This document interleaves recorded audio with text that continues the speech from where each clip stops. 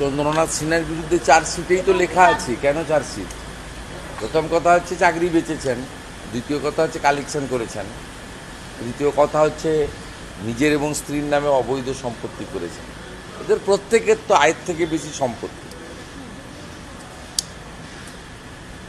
আপনি দেখছেন না, এর প্রত্যেকটা। এই রাজ্যের মুখ্যমন্ত্রী নিজে দুর্নীতিগ্রস্ত এবং তার যে পুরো র্যাকেট, তার পরিবারের লোক থেকে শুরু করে সকলেই আয়ের থেকে বেশি সম্পত্তি। শেষ পর্যন্ত শাস্তি হবে, মানে বারবার এই ডাকি কোথায় টাকা রাখবে? চার্জশিটেড হয়েছে মানে তো কনভিকশন হবে, ওকে তো নির্দোষ প্রমাণ করতে হবে। চার্জশিটেড মানেই তো ফাইনালি এবারে ট্রায়ালে ওকে ফেস করতে হবে। ট্রায়ালে ফেস করলে কনভিকশন হবে। অনুব্রত মণ্ডল 2 বছর জেল খেটেছে, আরও 4 বছর খাটতে হবে। ওই ধারাতে তো 6 বছরের জেল আছে।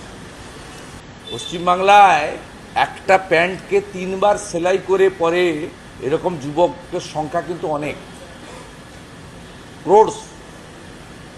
আপনি দেখে জিজ্ঞেস করুন যে রাজ্যে 2,15,00,000 বেকার, 9 বছর পরে এসএসসির পরীক্ষা হয়, তাও সুপ্রিম কোর্টের নির্দেশে। এই রাজ্যে মানুষ পরিবর্তন চায় এবং পরিবর্তনটা বিজেপির হাত ধরেই চায়, কারণ বিজেপি একমাত্র বিশ্বাসযোগ্য বিকল্প। তার কারণ বিজেপি পরিচালিত রাজ্যগুলিতে যেই ব্যক্তিদের দ্বারাই মন্ত্রিসভা নিয়ন্ত্রিত হোক না কেন, পুরো নজরদারিটা থাকে নরেন্দ্র মোদীজির।